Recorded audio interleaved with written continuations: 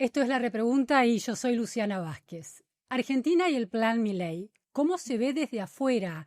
En ese universo donde están los inversores que la Argentina necesita, los mercados que condicionan muchas veces a la economía argentina o la alta burocracia del FMI que también tiene que tomar decisiones importantes en relación a la Argentina. ¿Hay más preocupación que expectativa o a la inversa? ¿Y qué preocupa más? ¿La política o la marcha de la economía? Bueno, de eso vamos a hablar hoy en La Repregunta y lo vamos a pensar este tema de la mano de un economista que ha seguido el caso argentino muy de cerca desde hace muchos años y mira desde Washington esta realidad. Me refiero a Alejandro Werner. Muchísimas gracias, Alejandro, por estar hoy en La Repregunta. No, un gusto estar contigo, Luciana. Gracias por invitarme. Alejandro actualmente es el director del Instituto de las Américas en la Universidad de Georgetown en Washington, pero fue el director del Departamento del Hemisferio Occidental en el FMI desde enero desde 2013 y por 9 años estuvo allí. Y en 2018 tuvo a su cargo la supervisión del acuerdo con Mauricio Macri. Sigue muy de cerca todas estas negociaciones por su interés profesional. Conoce ese mundo. Además, ha sido una figura muy relevante dentro de también la economía mexicana y la función pública en México. Así que conoce también la región. Alejandro, la gran pregunta es: ¿por qué Argentina sigue anclada en 700 puntos del riesgo país y cómo puede romper ese techo que parece muy difícil de traspasar? O si se traspasa, después vuelve a alcanzarse. ¿Es una cuestión de incertidumbre macroeconómica acerca de la sostenibilidad del plan o es una cuestión de incertidumbre política acerca de la gobernabilidad política de la Argentina bajo el régimen del presidente Javier Milei? Luciana, creo que son las dos cosas. Primero, tú decías en tu introducción si hay más preocupación o expectativas en Washington. Yo diría que hay expectativas. Uh-huh. Siempre hay preocupación, pero creo que hoy estamos en un lugar en Argentina en términos de inflación, en términos de hasta de recuperación de la actividad económica, no se diga en términos de consolidación fiscal, que nadie creía que íbamos a estar a esta altura y todavía el presidente con un apoyo en términos de encuestas muy importante y una oposición bastante callada. Uh-huh. Entonces, en ese sentido, hoy lo que hay es expectativas importantes. Y sí, estamos frente, digamos, a unos meses de una elección de medio periodo, que también se va a ver como un referéndum de lo que ha hecho el presidente Milei hasta la fecha. Y estamos, desde el punto de vista de mercados, como tú bien los decías, estancados en ese rango entre 700 y 750 puntos base, que además tomando en cuenta la tasa de referencia del gobierno de Estados Unidos a niveles altos, obviamente hace muy difícil acceder a los mercados de capitales con un respaldo y un apoyo importante de la comunidad internacional. Entonces yo diría, por la parte económica, yo creo que el principal elemento que todavía falta para generar expectativas todavía más positivas en Argentina es una política de acumulación de reservas, Uh-huh. ver que el Banco Central realmente está camino a consolidar un balance donde tenga una posición larga en dólares importante y que eso también le permita al país ir preacumulando las reservas que luego va a necesitar para hacerle frente a los pagos que tiene los próximos 3 años que son importantes. Y claramente en lo político, que se sigan dando señales de la consolidación política del presidente Milei. Esta elección es muy importante, por un lado, para que el presidente Milei no tenga que negociar vetos del Congreso, que sobre todo en la segunda mitad de su gobierno se pueden volver muy complejos, Uh-huh. pero también sobre todo para que básicamente se vea que yo diría que la probabilidad de que el presidente Milei sea reelecto en 2 años es muy alta y que este proceso de reconstrucción y estabilización de la economía argentina va a ser un proceso de 8 años y en ese sentido se empiece a ver como un proceso de cambio estructural de la economía. Ahora, Alejandro, en relación dividamos esta conversación en dos grandes temas. Esta cuestión de la política y la gobernabilidad y la cuestión de la macro y la gobernabilidad de esa macro. En la última semana, hace ya casi 10 días, hubo un gran cimbronazo en el Senado porque el Senado logró por primera vez en leyes que impactan en el balance fiscal, jubilatorias, aumento de jubilaciones, un bono para jubilados y una ley de emergencia para los discapacitados, para las personas discapacitadas, la oposición logró 2/3 del Senado. Fue una derrota legislativa importante para el gobierno. Uno de los análisis más instalados en Argentina dice que hay una política de demasiada tensión del gobierno alimentada por el gobierno en relación a la oposición, no solo a la oposición dura kirchnerista, que sería lógico, sino a gobernadores que han sido muy amigables, a legisladores tanto en el Senado como en diputados que han sido muy amigables, pero que el gobierno los acorrala en distintos términos.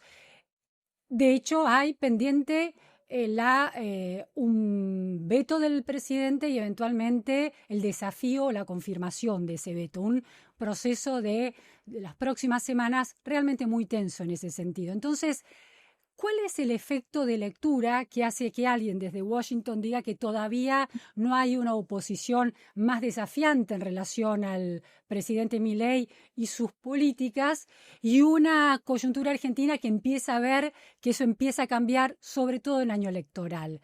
¿Es porque estamos nosotros demasiado metidos en nuestra vida política y no tenemos una perspectiva más amplia? ¿O es porque Washington todavía no capta los síntomas de, un cambio de escenario? Yo no soy Washington, pero no, tú tienes toda la razón. Tal vez se están dando movimientos en la política que, que, que desde aquí no podemos predecir lo importante que pueden ser. Yo espero y creo que hay un conflicto político muy importante en Argentina. Hay obviamente una batalla previa a la elección, pero creo que una fracción muy grande de esos diputados y senadores que votaron por estas leyes, que pueden tener un impacto presupuestario, creo que en el año en curso más de un punto del PIB y en el año siguiente más de 2 puntos del PIB, no quieren descarrilar el proceso de consolidación fiscal y de normalización económica que estamos viendo en Argentina hoy en día. Más bien es una señal muy clara al presidente de que eventualmente el presidente tiene que migrar de una estrategia de confrontación a una estrategia de mayor negociación.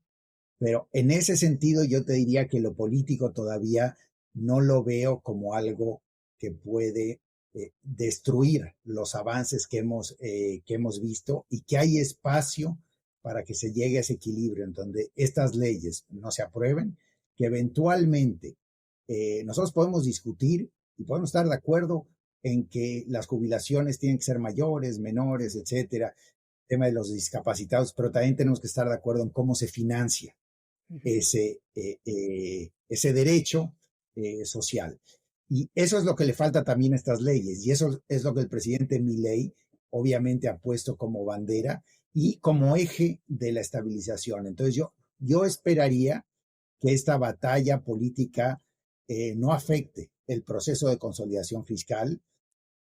Dependiendo del resultado electoral, esto es una llamada de atención para el presidente Milei, de saber que si no obtiene los votos para poder lograr sostener los vetos, la segunda mitad de su gobierno es una segunda mitad donde no puede seguir con esta actitud de confrontación. Si los logra, probablemente sí, y ahí la pregunta es, ¿va a seguir por esta vía?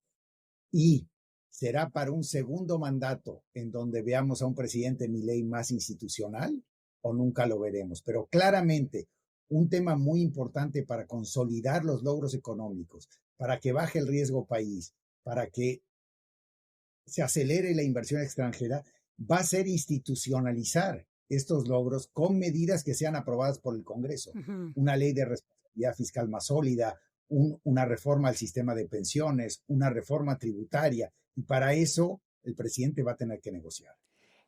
Hablaste de dos dimensiones temporales, una de mediano o corto plazo, que es la elección legislativa de este año, la elección de medio término de este año, y eventualmente 2027 con la posibilidad de una eventual reelección del presidente Milei.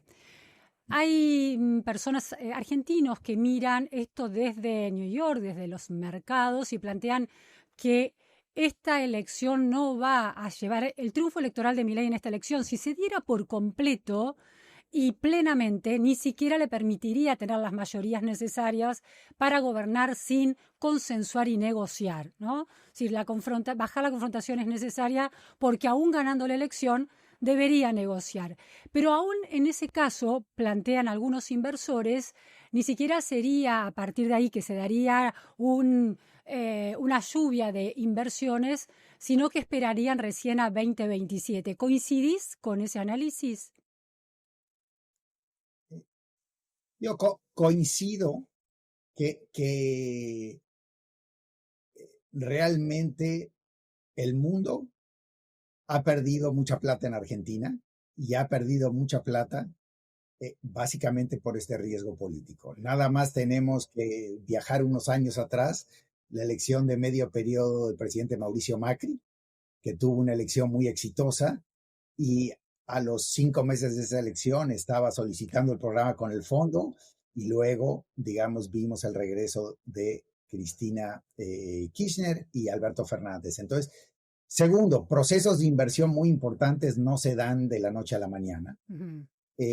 Entonces, sí coincido, pero claramente un buen resultado electoral de Javier Milei en octubre, junto con un movimiento hacia un proceso de acumulación de reservas más predecible, más guiado por un anuncio de política, etcétera, yo creo que abre la puerta para que los mercados vean la probabilidad de la reelección de Milei. Esto también tiene un efecto muy importante. 6 años más de cero déficit público. Uh-huh. O sea, yo creo que es una señal muy potente para que mucha gente le gusten los 700 puntos base para comprar el riesgo argentino. Uh-huh. Entonces, si bien no veríamos el efecto pleno de confianza, de movernos a un esquema de negociación donde puedan pasar muchas reformas, etcétera, yo creo que vamos a ver un efecto parcial importante de optimismo.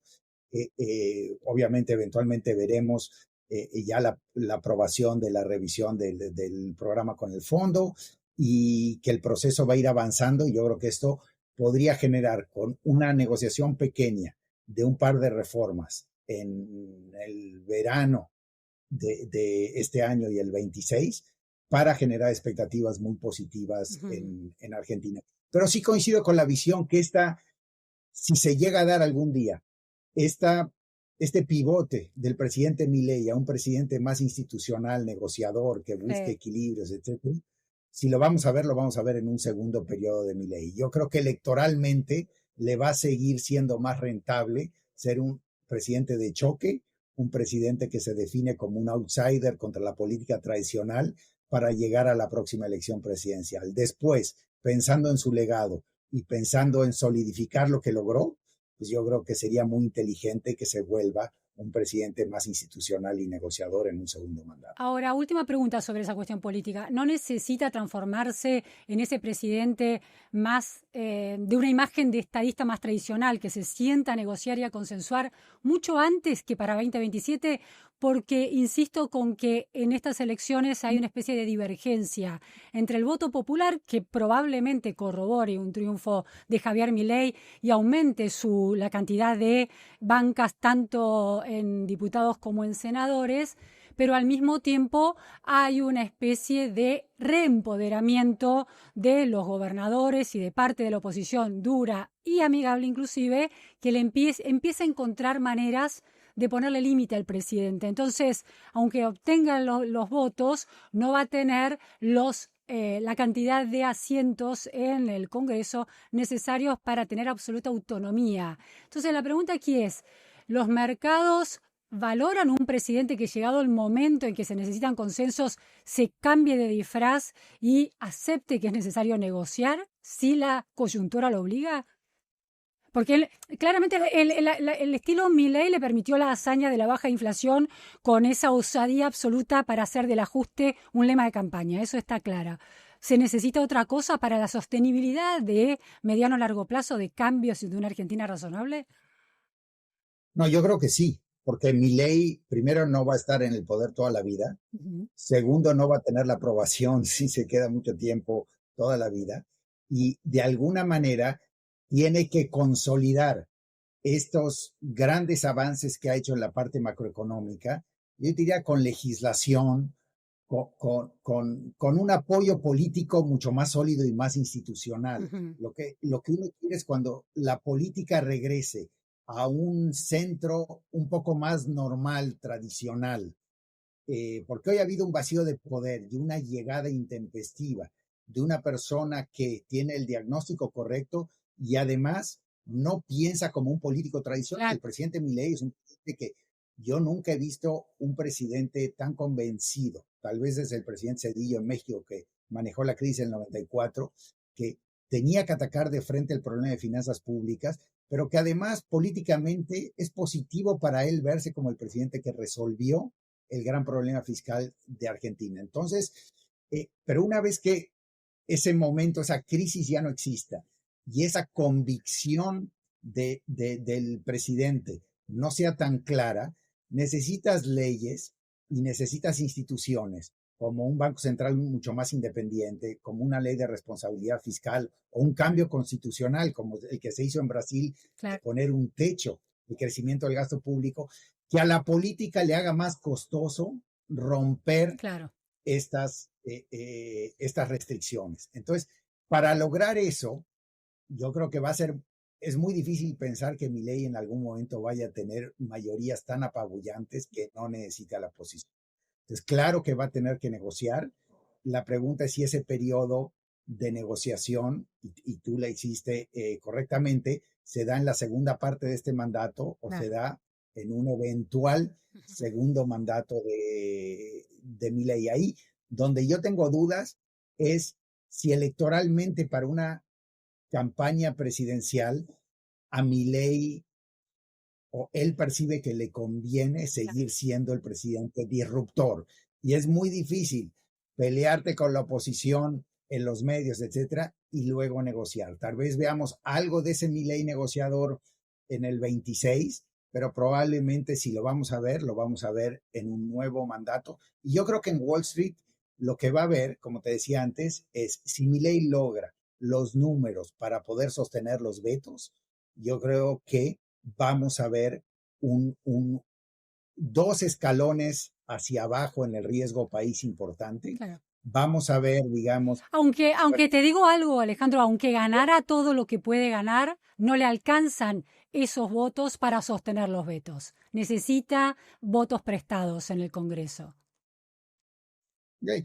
Pero bueno, si la interpretación es que lo que necesita es poco y que lo va a conseguir, yo creo que hay una señal a los mercados muy fuertes. Uh-huh. Si Milei hace una elección menos exitosa de la que estamos hablando, claramente tiene un camino muy difícil y va a tener que buscar equilibrios entre un discurso político de conflicto, pero con mayor moderación, o escogiendo enemigos y escogiendo amigos y negociar con cierta parte del espectro político para poder avanzar en cierta legislación, en sus presupuestos, poder sostener ciertos vetos y de esa manera llegar a la elección presidencial. Yo creo que Wall Street vería bien cualquiera de estos equilibrios y yo creo que Wall Street vería muy mal un equilibrio en donde sin los números en el Congreso, Milei sigue por un camino de confrontación,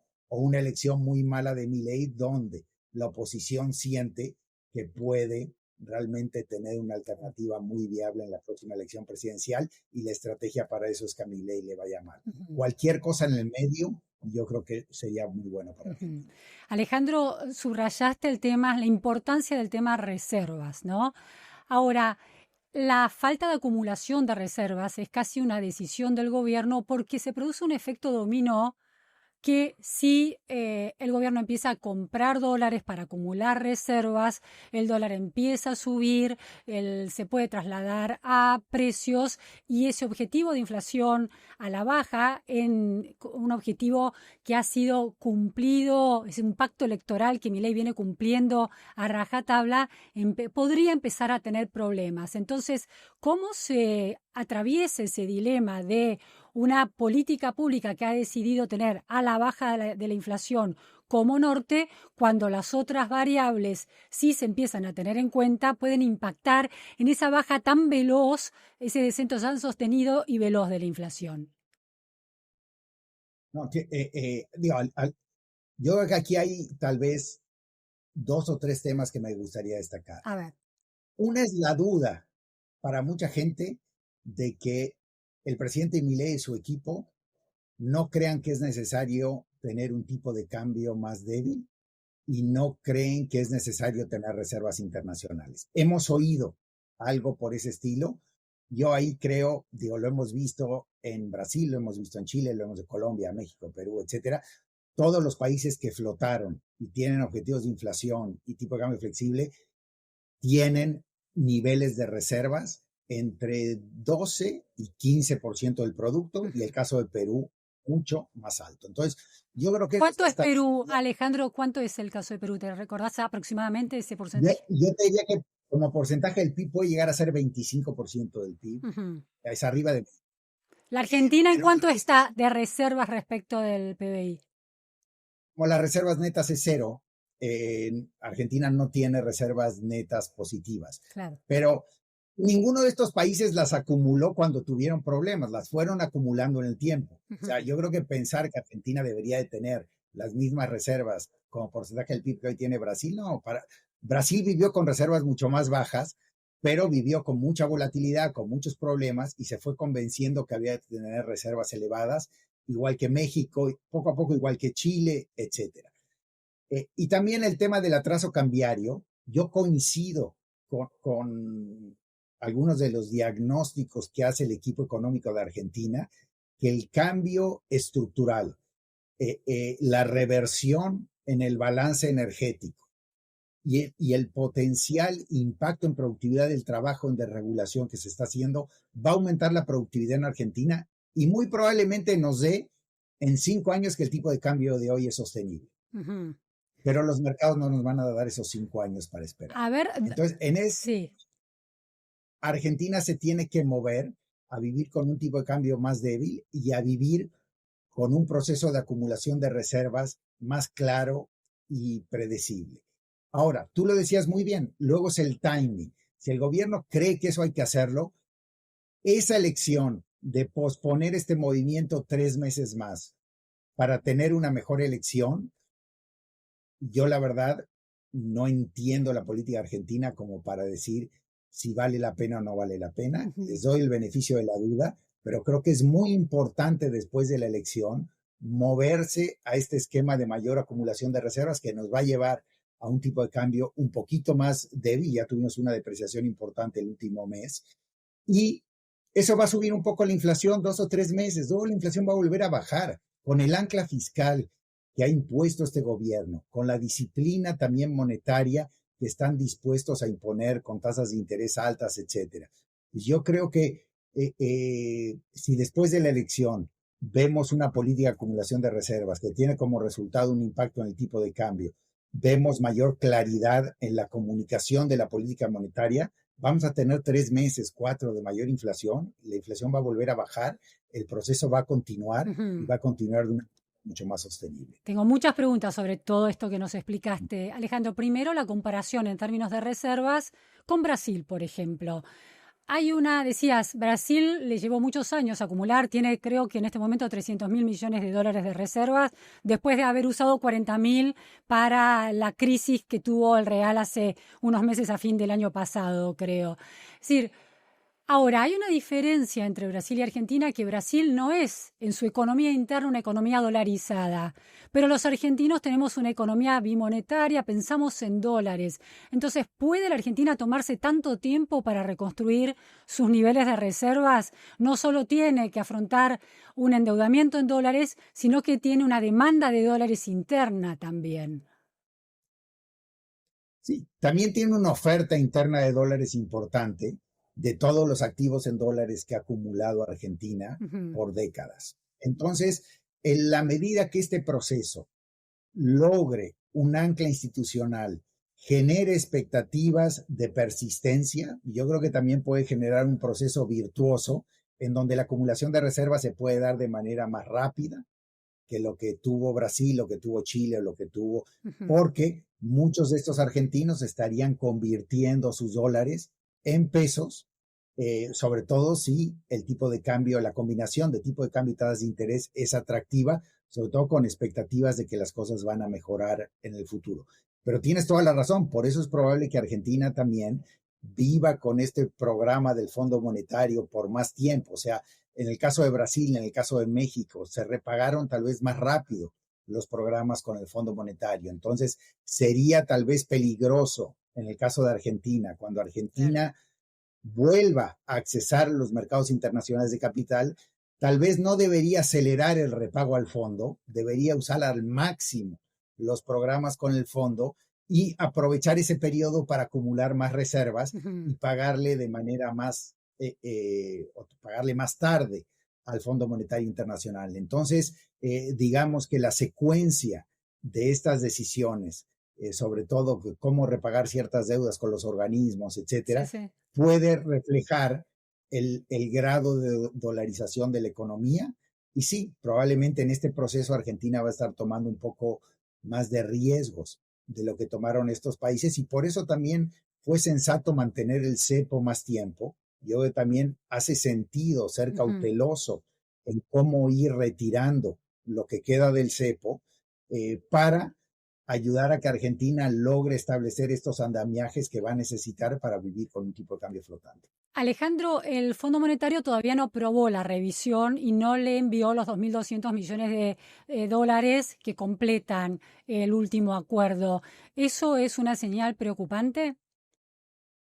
Yo creo que es una señal de que se está discutiendo este tema de las reservas, del tipo de cambio, de la política monetaria. Ujú, Yo creo que el tema que siempre ha estado en el centro en los últimos 6 meses de la discusión entre el Fondo Monetario, Argentina no va a cumplir con las metas de acumulación de reservas que están en el Fondo IR, el staff, pedirle un waiver al board y también a sus accionistas. Y para eso yo creo que lo que va a querer ver del lado del gobierno argentino es que se especifique cuál va a ser su estrategia de acumulación de reservas de manera mucho más clara de lo que ujú. estuvo anterior.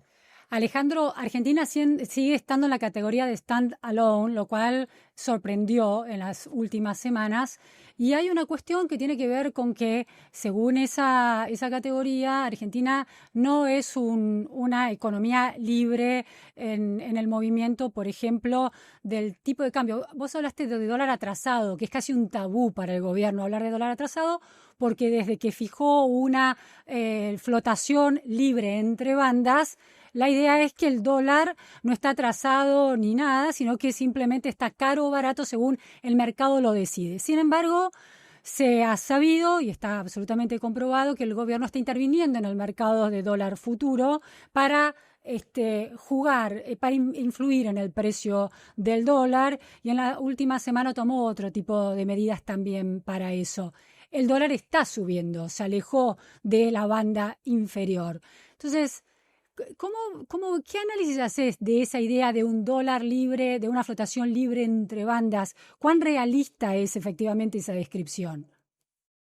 No, digamos, uno puede decir que el euro está sobrevaluado Ujú, y el euro es una moneda que flota. ¿Por qué? Porque a veces el concepto de sobrevaluación es un concepto que básicamente trata de buscar cuál es el tipo de cambio necesario para que las cuentas externas estén en equilibrio. Y ahí hay que definir qué es equilibrio, qué es necesario, etcétera.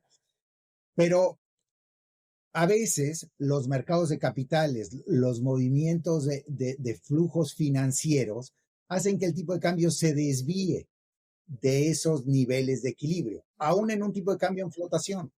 Entonces, claramente, Argentina puede vivir con un tipo de cambio fuerte, sobrevaluado, etcétera, mientras los mercados de capitales los financian o mientras algunos jugadores clave que se sumarían a la demanda de dólares no entren a este mercado. ¿Cuáles son esos jugadores clave? El gobierno y el Banco Central. El Banco Central necesita comprar 20,000 millones de reservas más en los próximos 2 años. Ahí hay una demanda de 10,000 millones por año que no estamos viendo. Claro. Si el gobierno tiene que empezar a comprar dólares para acumular reservas o cumplir con los intereses y con los compromisos de sus obligaciones externas, esos jugadores no están entrando al mercado, entonces están haciendo que el mercado se vea artificialmente menos demandado. Entonces, el concepto, digamos, de sobrevaluación viene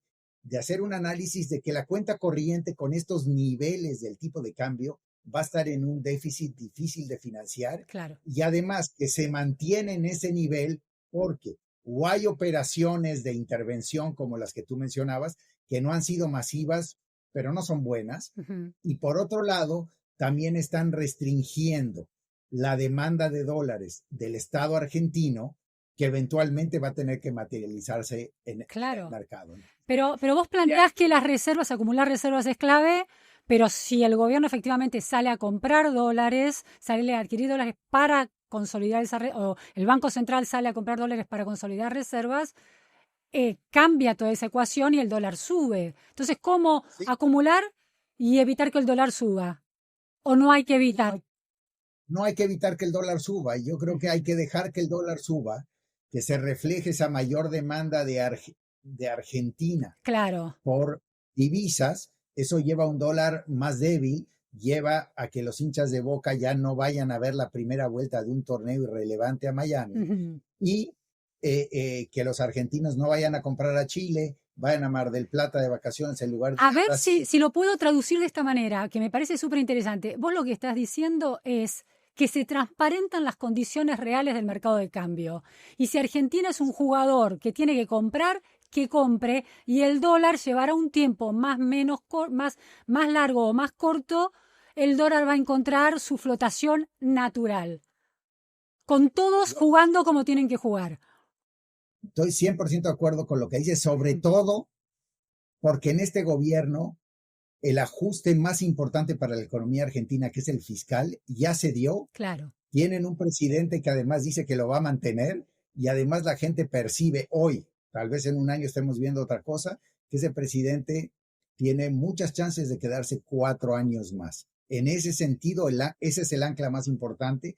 Si el tipo de cambio se mueve y además el Banco Central está dispuesto a subir tasas de interés para limitar el pass-through de ese movimiento cambiario a otros precios, yo creo con un nivel de certidumbre bastante grande que el efecto sobre la inflación no va a ser tan grande y además va a ser muy transitorio.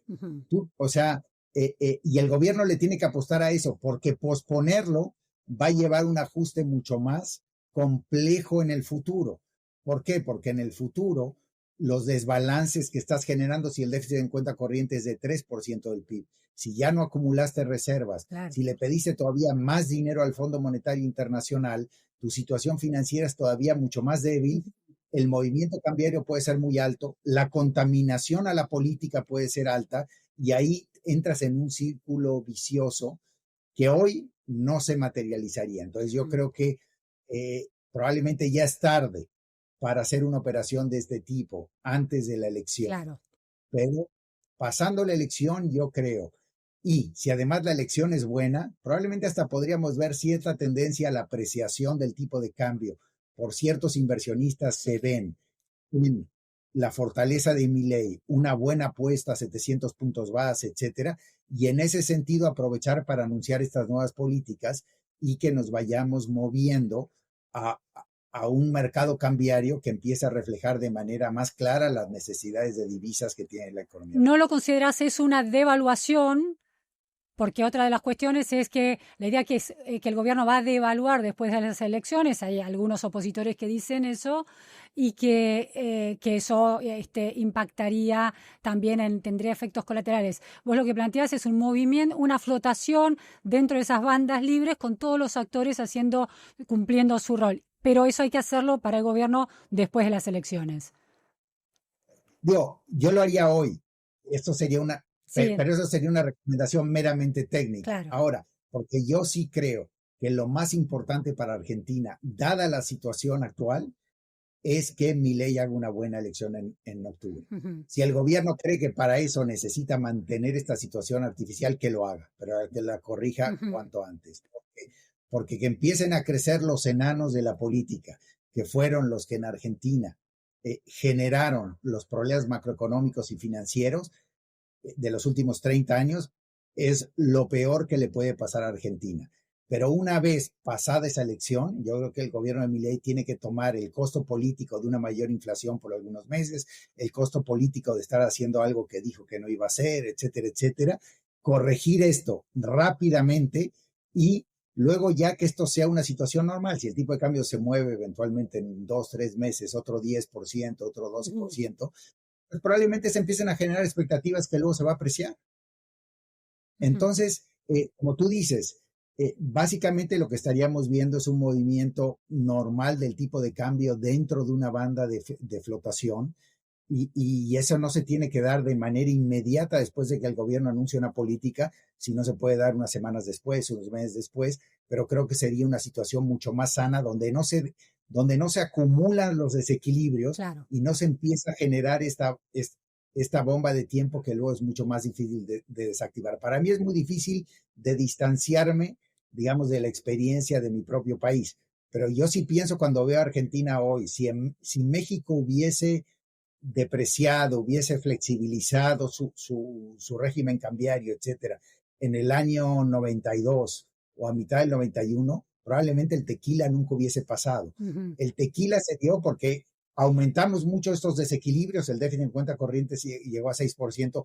Para sostenerlo empezamos a hacer en cantidades no recomendables este tipo de operaciones a futuro con esos famosos tesobonos donde le dábamos el seguro cambiario al inversor, etcétera, y luego ya se volvió una bomba financiera que cuando el gobierno se vio forzado a devaluar generó un problema mayor. Yo creo que Argentina está muy a tiempo para evitar cualquiera de esas cosas, pero se tienen que ver esos cambios. Bueno, Alejandro, además estás hablando de dos países tuyos, porque naciste en la Argentina, pero después creciste y te desarrollaste profesionalmente en México, así que tenés una doble mirada también ahí. Exacto. No, tienes razón y me tocó trabajar mucho en Argentina. Totalmente. Desde el... Alejandro, la última pregunta que me queda es caso YPF, ¿no? Que empieza a darle problemas al gobierno y hay una continuidad de la política argentina, si hay una política de Estado en relación al posicionamiento de la defensa de Argentina en ese juicio. ¿Es una mala señal esa estrategia para los mercados y los inversores? Perdón, ¿qué estrategia? La estrategia del Estado argentino, bueno, la jueza Presca le ha planteado que dé garantías, que active una serie de obligaciones y la Argentina demora cumplir con esos mandatos, entonces la jueza avanza, ese tipo de manejo legal de la situación es problemática visto desde Estados Unidos. Yo te diría que no. Uh-huh. Yo creo que Argentina agote todas las vías legales que tiene para posponer y para hacer valer los derechos legales que Argentina tiene en ese juicio, creo que es válido.